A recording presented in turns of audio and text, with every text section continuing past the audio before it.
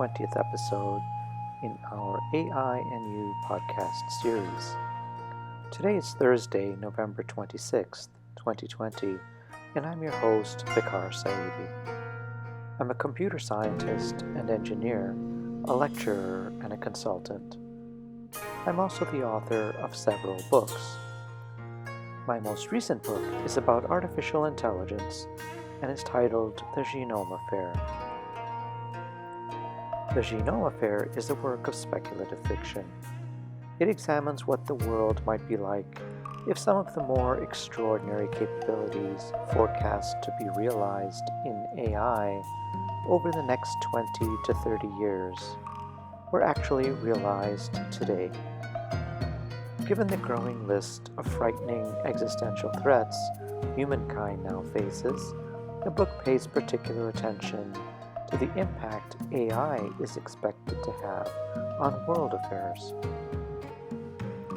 The book is available in ebook format for those who prefer to read on a digital device, but it's also available in a high-quality paperback edition. The Genome Affair is available on Amazon, so I hope you'll take the time to read it and to leave a review. Book reviews are very helpful for writers. I'm available to give talks on artificial intelligence and its related technologies, and on the impact AI is expected to have on our world. If you'd like to get in touch with me to arrange a web-based event or consulting meeting with your company or organization, you can find my contact info in the podcast notes below. And now, on to today's podcast. In our last podcast, episode 19, I spoke about the implications of developing AI that focuses exclusively on the quantitative dimension of human intelligence. In today's podcast, episode 20, I'll be talking about the implications for the development of artificial intelligence in this increasingly hostile political climate between China and the West. Let's get started. Companies including Alibaba, Ant Financial, Baidu, Megvii, Tencent, and a few others are leading in Chinese advanced technologies. They dominate e-commerce, fintech, messaging, image capture, recognition, and social media. Each is also a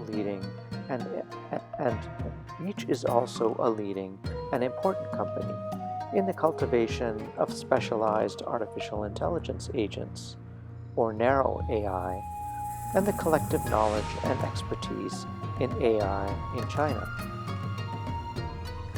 These companies are roughly equivalent to their American counterparts: Alphabet, Amazon, Apple, Facebook, Google, Microsoft, and Netflix, who provide similar services in the US and are also America's leading experts in the development of narrow AI agents and, perhaps more importantly, in artificial general intelligence.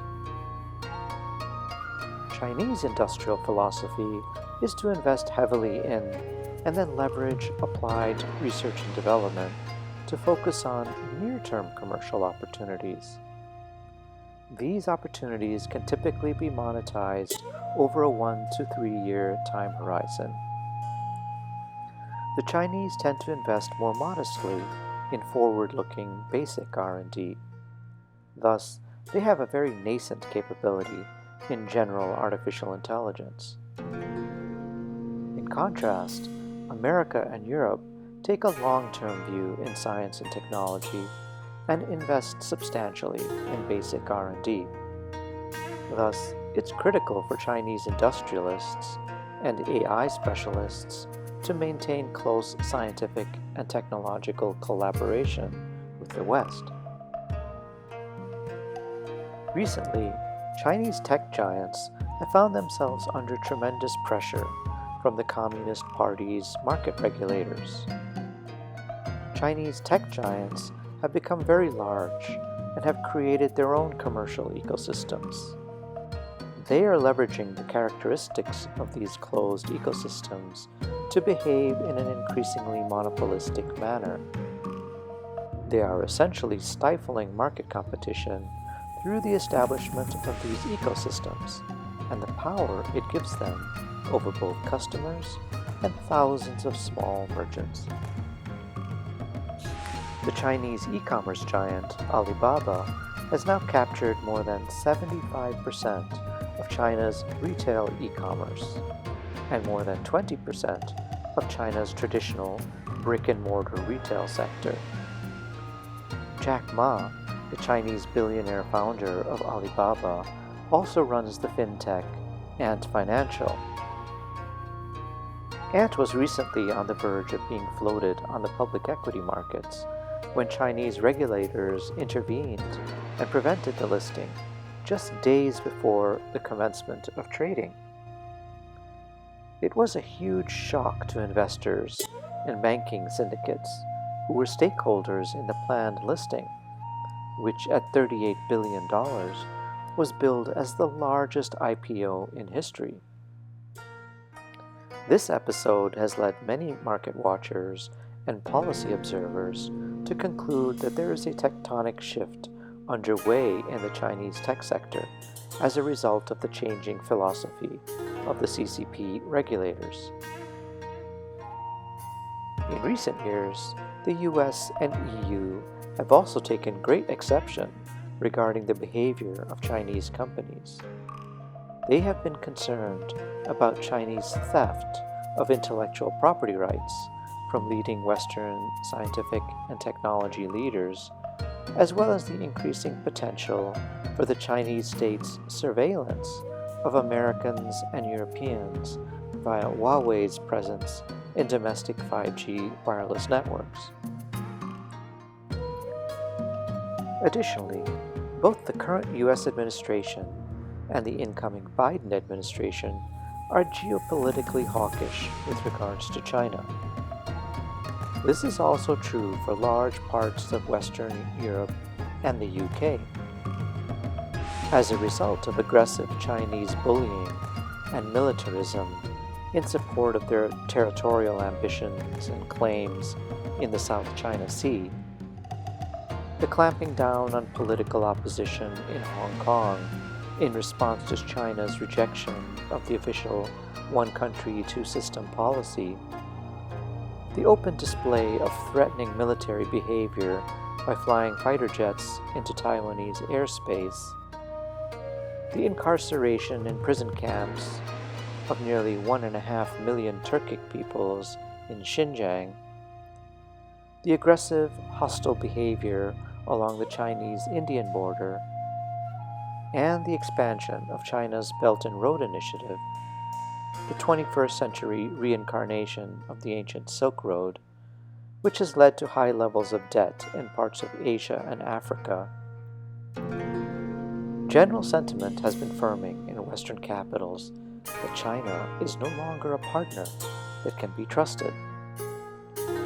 For a long time, the sentiment in Western capitals was that the more China integrates with Western markets and industry, the freer and increasingly open and transparent their society and system of government would become. We now know this is not the case. China has moved towards a substantially more authoritarian posture than at any time in the previous 4 decades. As a consequence, commercial relationships with China involving the sharing of sensitive information is being strongly discouraged by federal authorities in Europe and the US, and in some cases formally restricted through legislation and regulatory policy. Whether such rising sentiments amongst many Western industrialists, multinationals, and governments are justified or not, the reality is that many of the important Chinese tech companies mentioned above, companies leading in the rapid advancement of Chinese knowledge and expertise in AI will struggle by being disconnected from the EU and the US scientific and technological ecosystems. An important manifestation of this new reality is China is very dependent on the West for R&D and manufacturing technology related to integrated circuitry and chip fabrication plants. The Chinese are at least 5 years behind in such fabrication technology, and this breakdown in trust is likely to severely handicap their tech industry. In conclusion, we must be very mindful of these geopolitical and geostrategic developments and how they are likely to impact China's ability to continue to advance their development of artificial intelligence, because this will, in turn, impact their ability to apply advanced AI technology in so many critical areas. At present, it appears increasingly likely that there will be two distinct spheres of development, or ecosystems, in Fourth Industrial Revolution technologies, including AI: the Chinese ecosystem and the Western ecosystem. Investing in one or the other will yield various advantages, but also unintended consequences. Thank you for spending some time with me. I'm trying to follow the TED Talk format, and so I'm keeping these podcasts under 20 minutes. Let me know what you think. I hope you'll find these insights into artificial intelligence helpful, and I hope you'll read my new book, The Genome Affair. It's on Amazon. Until next time then, this has been the AI and You podcast with author Vicar Saidi.